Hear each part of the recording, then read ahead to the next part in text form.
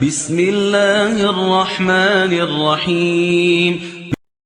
السلام علیکم ورحمۃ اللہ وبرکاتہ۔ آج ہم ایک ایسی طاقت کے بارے میں بات کریں گے جو آسمان سے رزق برساتی ہے، مردہ کھیتیں ہری کر دیتی ہے اور روٹھی ہوئی تقدیر کو منا لیتی ہے۔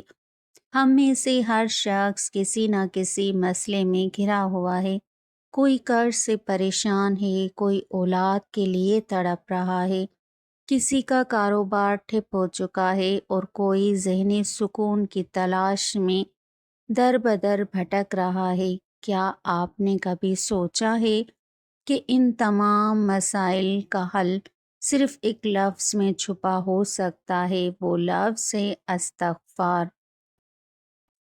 استغفار یہ کوئی معمولی بات نہیں بلکہ اللہ کا وعدہ ہے۔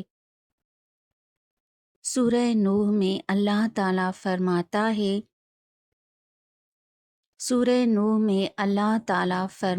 ہے اپنے رب سے معافی مانگو، بے شک وہ بڑا معاف کرنے والا ہے۔ وہ تم پر آسمان سے خوب بارش برسائے گا، تمہارے مال اور اولاد میں اضافہ کرے گا اور تمہارے باغات اور نہریں جاری کر دے گا۔ اللہ نے رزق، بارش، مال اور اولاد یعنی دنیا کی ہر بڑی نعمت کو استغفار کے ساتھ جوڑ دیا ہے۔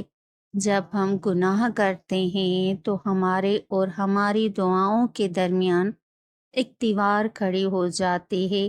استغفار اس دیوار کو گرا دیتا ہے۔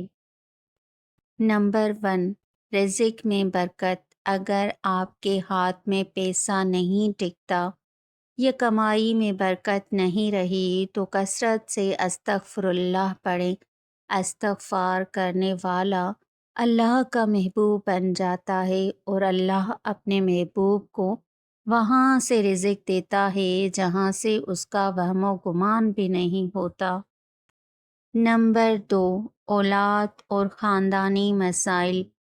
قرآن صاف لفظوں میں کہتا ہے جو استغفار کرے گا اللہ اسے مال اور اولاد سے نوازے گا۔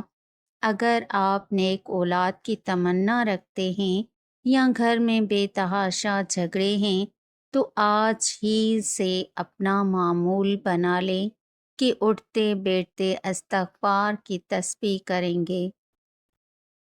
نمبر 3، ذہنی سکون اور پریشانی۔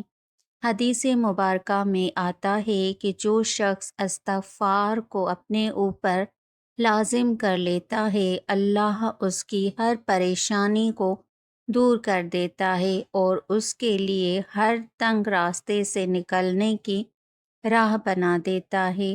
آج جو ڈپریشن اور انزائٹی عام ہے اس کی بڑی وجہ اللہ سے دوری ہے۔ استغفار ہمیں اللہ کے قریب لاتا ہے۔ سبق آموز واقعہ۔ امام احمد بن حنبل کا ایک مشہور واقعہ ہے۔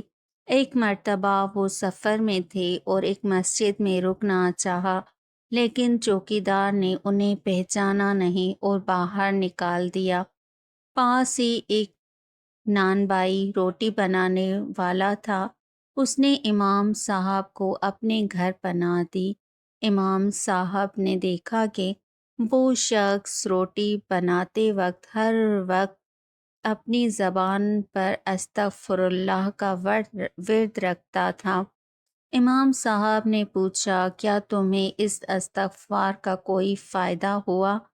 اس نے جواب دیا خدا کی قسم میں نے جو بھی دعا مانگی اللہ نے قبول فرمائی سوائے ایک دعا کے۔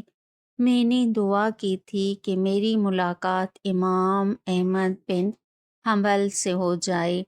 امام صاحب نے مسکرا کر کہا تمہاری استغفار نے ہی احمد بن حنبل کو گھسیٹ کر تمہارے دروازے تک لایا ہے۔ استغفار کیسے کریں؟ استغفار صرف زبان سے کہنے کا نام نہیں بلکہ دل کی ندامت کا نام ہے۔ سب سے پہلے اپنے گناہوں پر شرمندہ ہوں، اللہ سے دل سے معافی مانگے، پھر پکا ارادہ کریں کہ وہ گناہ دوبارہ نہیں کریں گے، اور پھر کثرت سے یہ کلمات پڑھیں: استغفر اللہ ربی من کل ذنب و اتوب الیہ۔ میرے پیارے بہن اور بھائیوں، زندگی بہت مختصر ہے۔ ہم نہیں جانتے کہ ہماری اگلی سانس کب آخری ہوگی۔ کیوں نہ ہم اس حال میں اپنے رب سے ملیں کہ ہمارا نامہ اعمال استغفار سے بھرا ہو۔ اگر آپ چاہتے ہیں کہ آپ کے بگڑے کام بن جائیں تو آج سے ہی اپنی زبان کو اللہ کے ذکر سے تر رکھیں۔ یقین رکھیے، اللہ اپنے بندوں سے 70 ماؤں سے زیادہ پیار کرتا ہے۔ وہ صرف آپ کے ایک آنسو اور ایک بار سچی دل سے کہی گئی معافی کا منتظر ہے۔ امید ہے آج کی یہ ویڈیو آپ کے دل پر اثر کرے گی۔ اگر آپ کو یہ بات پسند آئی ہے تو اسے دوسروں تک ضرور پہنچائیں، کیونکہ نیکی کی راہ دکھانا بھی نیکی ہے۔ دعاؤں میں یاد رکھیے گا۔ اللہ حافظ۔